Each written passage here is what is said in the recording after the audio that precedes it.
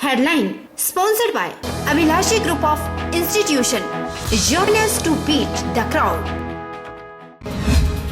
मुख्यमंत्री ने की जनजातीय विकास विभाग की समीक्षा बैठक की अध्यक्षता। बोले, प्रदेश सरकार जनजातीय क्षेत्रों के विकास को सर्वोच्च प्राथमिकता कर रही प्रदान। उप योजना के अंतर्गत 711 करोड़ रुपए का प्रावधान।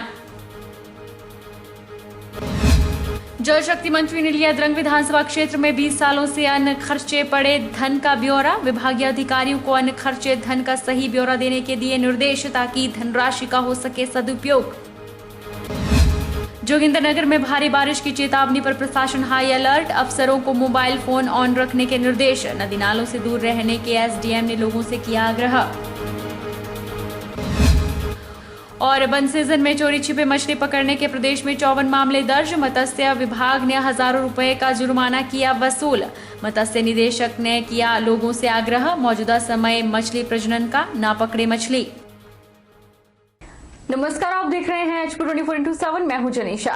प्रदेश सरकार राज्य के जनजातीय क्षेत्रों के विकास को सर्वोच्च प्राथमिकता प्रदान कर रही है। जनजातीय क्षेत्र उप योजना के अंतर्गत वर्तमान वित्त वर्ष के बजट में 711 करोड़ रुपए का प्रावधान किया गया है। यह पिछले वर्ष के बजट आवंटन से 72 करोड़ रुपए अधिक है। यह बात मुख्यमंत्री जयराम ठाकुर ने जनजातीय विकास विभाग की समीक्षा बैठक की अध्यक्षता करते हुए कही। मुख्यमंत्री ने कहा कि जनजातीय उप योजना के अंतर्गत नियमित राज्य बजट के अतिरिक्त संविधान के अनुच्छेद 275 के तहत केंद्रीय जनजातीय मामले मंत्रालय द्वारा 34.74 करोड़ रुपए आवंटन किया गया है।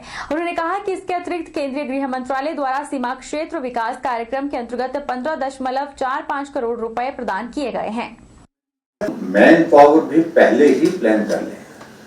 होता क्या कि ट्राइबल में अगर एक सीजन 6 महीने का निकल गया तो समझ लीजिए कि पूरा साल निकल गया। ऐसी परिस्थिति में हम पीडब्ल्यूडी में जैसे हमारा वर्किंग सीजन नजदीक आता है तो हम प्लान करें वहां पर कि किस प्रकार से हम 6 महीने के अंदर अंदर जो है, जो हमारे पास मैक्सिमम हमारे पास वर्किंग सीजन है, उसमें ज्यादा से ज्यादा बिल्डिंग का काम कैसे कर सकते हैं, सड़कों का काम कैसे कर सकते हैं, नए कनेक्टिविटी और उसके साथ साथ जो हमारी जो सड़कें बनी हुई तैयार हैं उन सड़कों को रख रखाव करने की दृष्टि से कैसे कर सकते हैं। क्योंकि उससे जहां बजट प्रोविजन की बात है, बजट प्रोविजन हमारे पास ट्राइबल सब प्लान के अंतर्गत जो है इन क्षेत्रों के लिए पर्याप्त रहते हैं। जरूरत रहती है इसकी अतिरिक्त भी जो है स्टेट बजट से भी जो करने की चीजें होंगी वो भी करते रहेंगे। लेकिन मेरा कहने का मतलब जो बजट है उस बजट के अंतर्गत हम बहुत सारी चीजें कर सकते हैं डेवलपमेंट की दृष्टि से बात। जल शक्ति, बागवानी एवं सैनिक कल्याण मंत्री महेंद्र सिंह ठाकुर ने द्रंग विधानसभा क्षेत्र में बीते 20 सालों से विभिन्न विभागों के पास अन्न खर्च पड़े धन का ब्यौरा लिया और विकास योजनाओं की समीक्षा को पद्धर में आयोजित बैठक की अध्यक्षता की।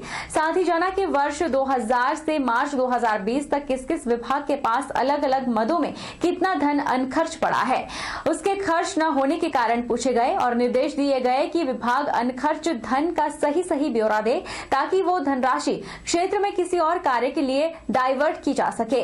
उन्होंने बताया कि प्रदेश में विभागों के पास 15,000 करोड़ अन्न खर्च पड़ा है। महेंद्र सिंह ठाकुर ने कहा कि मुख्यमंत्री जयराम ठाकुर ने विभिन्न विभागों के पास लंबे अरसे से अन्न खर्च पड़े धन का ब्यौरा लेने को यह सार्थक पहल की है ताकि इन पैसों का सदुपयोग हो सके और विकास कार्यों को गति दी जा सके।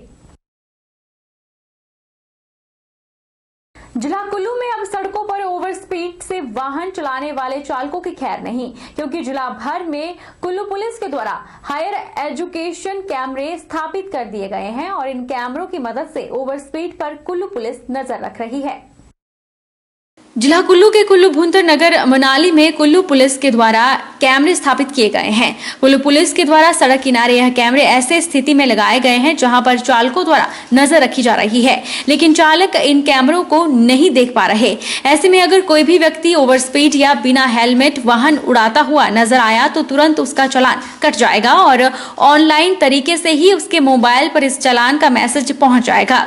कुल्लू पुलिस के ऑफिस में इन कैमरों का पूरा संचालन किया जा रहा है। शनिवार को वन मंत्री गोविंद सिंह ठाकुर द्वारा एसपी गौरव सिंह के साथ इस सिस्टम का निरीक्षण किया गया। एसपी गौरव सिंह ने जानकारी दी कि कैमरों से पूरे शहर पर नजर रखी जा रही है।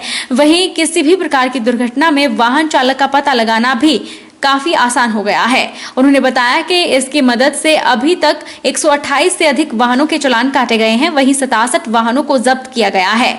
वहीं परिवहन मंत्री ने कुल्लू पुलिस के इस कार्य की सराहना की। डिस्ट्रिक्ट के अंदर एसपी कुल्लू गौरव सिंह ने अब जो ITMS सिस्टम हमारा जो बना है और जिसके कारण से बहुत उच्च गुणवत्ता वाले उच्च श्रेणी के कैमरा विभिन्न जगहों पर लगाए गए हैं और जिसके कारण से एक जगह से एक कमरे से जो हमारा स्मार्ट रूम है, कमांड कंट्रोल है, वहां से जिला के प्रमुख स्थानों की हर गतिविधि पर नजर रखी जा सकती है और यहीं से कौन ओवर स्पीड चल रहे हैं, कौन बिना हेलमेट के हैं, कौन ट्रैफिक रूल्स का पालन नहीं कर रहे हैं। और आज कोरोना के समय में तो हम ये कह सकते हैं कि कहाँ पर जो भीड़ वाले स्थान हैं, यदि कोई सोशल डिस्टेंसिंग का ध्यान नहीं रख रहे हैं, ऐसी अनेक बातों पर एक जगह से स्मार्ट सिस्टम से जो नजर रखी जा रही है। उपमंडल बंजार के मुख्यालय में बन रहे अस्पताल भवन निर्माण मामले में बंजार के विधायक सुरेंद्र शौरी ने कांग्रेस को करारा जवाब दिया है। बंजार अस्पताल के भवन निर्माण मामले में दस्तावेज प्रक्रिया कांग्रेस अपने कार्यकाल में पूरी नहीं कर पाई, जिसके चलते अस्पताल का निर्माण कार्य लेट हुआ। उपमंडल बंजार के हजारों लोगों को स्वास्थ्य सुविधा देने वाले बंजार अस्पताल के भवन निर्माण पर भी जहां बीते दिनों कांग्रेस के नेताओं ने भाजपा पर निशाना साधा था, वहीं स्थानीय विधायक ने भी कांग्रेस के सभी सवालों का करारा जवाब दिया है। स्थानीय विधायक सुरेंद्र शौरी ने बताया कि उनके वोट लेकर अस्पताल भवन के बयान पर कांग्रेस सरासर झूठ बोल रही है। कांग्रेस सरकार ने चुनाव से करीब 4 महीने पहले ही इसका शिलान्यास करवाया था और इस भवन के निर्माण संबंधी कोई भी दस्तावेज पूरे नहीं किए थे, क्योंकि उन्हें चुनावों में जनता से हमदर्दी लेनी थी। जब वह विधायक चुनकर आए तो पता चला कि इस अस्पताल भवन के ड्राइंग का काम भी अधूरा है और वहां बिजली के ट्रांसफार्मर को शिफ्ट करवाने के लिए भी उन्होंने कोई प्रयास नहीं किया था। ऐसे में उन्होंने वहां से बिजली का ट्रांसफार्मर भी अपने दम पर शिफ्ट करवाया और उनके ड्राइंग का कार्य पूरा किया। कांग्रेसी अपने कार्यकाल में ही इस भवन के निर्माण संबंधी अन्य प्रक्रिया को भी पूरा करते तो शायद आगे भवन जनता को समर्पित होता। बंजार अस्पताल का इन्होंने अब शिलान्यास अपने 5 साल के कार्यकाल में कुछ नहीं कर पाए। जब जाने लगे, जब इनको लगा कि अब जनता से दोबारा वोट मांगने का समय आया, तो लास्ट के 3 महीने पहले चुनाव से 2017 में चुनाव से 3-4 महीने पहले इन्होंने मई मेले के दौरान उस भूमि पूजन उसका करवाया और बिना ड्राइंग के अप्रूव के, बिना जगह खाली किए हुए ठेकेदार जब आया तो 6 महीने वो ट्रांसफार्मर के चक्कर में लटका रहा कि कोई काम बांध नहीं हो पाया। हमने वो सारा कोर्ट से केस विड्रॉल करवाया और वहां पर काम शुरू किया और आज 4 लेंटर बंजार हॉस्पिटल के पड़ चुके हैं और आने वाले 1-1.5 वर्ष के अंदर हम उस हॉस्पिटल को पूरा करेंगे और उसको जनता को समर्पित भी करेंगे। गौर है कि कांग्रेस के पूर्व में प्रत्याशी रहे आदित्य विक्रम ने स्थानीय विधायक पर आरोप लगाया था कि उन्होंने अस्पताल भवन के नाम पर जनता से वोट मांगे, लेकिन वह इसका कार्य करवाने में असफल हुए। वहीं स्थानीय विधायक ने भी अब इन सभी बातों का जवाब देना शुरू कर दिया है। टैक्सी चालकों और वाहन मालिकों ने अपने ऊपर हो रहे उत्पीड़न के खिलाफ जोगिंदरनगर में जोरदार धरना प्रदर्शन कर मिनी सचिवालय परिसर का घेराव किया। 10 दिनों के भीतर मांगों के समाधान न होने पर प्रदेश स्तर पर जन आंदोलन की चेतावनी भी टैक्सी ऑपरेटर यूनियन के द्वारा दी गई है। शनिवार को उपमंडल जोगिंदरनगर की 4 प्रमुख टैक्सी यूनियन के साथ धर्मपुर टैक्सी यूनियन ने अपनी 5 सूत्रीय मांगों को लेकर एसडीएम के माध्यम से मुख्यमंत्री जयराम ठाकुर को ज्ञापन प्रेषित किया। अपनी मांगों को लेकर taxi operators unions joint action committee का आक्रोश शनिवार को मिनी सचिवालय परिसर पर फूटा। टैक्सी चालकों का कहना है कि कोविड-19 से जनजीवन प्रभावित होने का सबसे बुरा असर टैक्सी ऑपरेटरों पर पड़ा है। बावजूद उनकी समस्याओं को सरकार और संबंधित विभाग अनदेखा कर रहा है, जिसे टैक्सी चालक हरगिज बर्दाश्त नहीं करेंगे। जोगिंदरनगर टैक्सी ऑपरेटर्स यूनियंस के चेयरमैन सुनील कुमार ने कहा कि देशव्यापी लॉकडाउन के दौरान टैक्सी ऑपरेटरों की समस्या लगातार बढ़ रही है। कारोबार ठप हो जाने से भूखमरी के हालात पैदा हो चुके हैं। नई टैक्सियों के मालिकों को मासिक किस्तें ब्याज सहित भरनी पड़ रही है। इसके अलावा न्यूनतम 20,000 रुपए से लेकर 70,000 रुपए तक गाड़ी की बीमा रकम भी अदा करनी पड़ रही है। तो गाड़ियों की इंश्योरेंस है जो वर्तमान चल रही है, उसे आगामी 1 वर्ष तक एज इट इज बढ़ाया जाए। दूसरी मांग है कि जितने टोकन पैसेंजर टैक्स या अन्य तरह के जो भी टैक्स गाड़ियों के ऊपर लगते हैं, दिसंबर 2021 तक हमें टैक्सी ड्राइवरों को, ऑपरेटरों को उनसे छूट मिलनी चाहिए।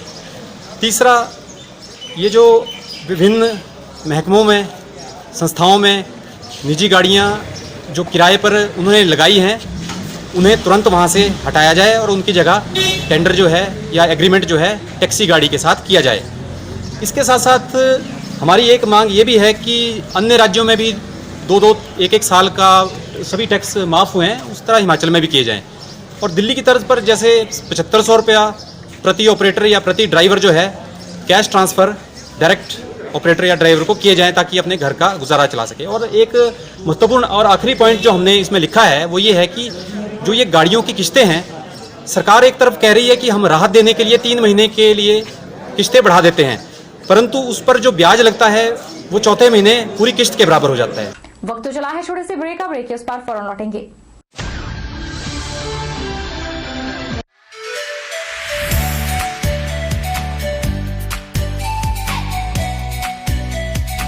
Abhilashi Group of Institution, where you can get admission in 2020 and 21 for BTech in Civil, Mechanical, Electrical and Computer Science Engineering, Diploma in Civil, Mechanical and Electrical Engineering, B Pharmacy, B.Ed, D.L.Ed, MSc, Physics, Chemistry, Botany, A&M, GNM, BSc Nursing and Post Basic BSc Nursing courses. For detailed inquiry, please contact Abhilashi Group of Institutions near Chowk, Tehsil Bald, District Mandi, Himachal Pradesh.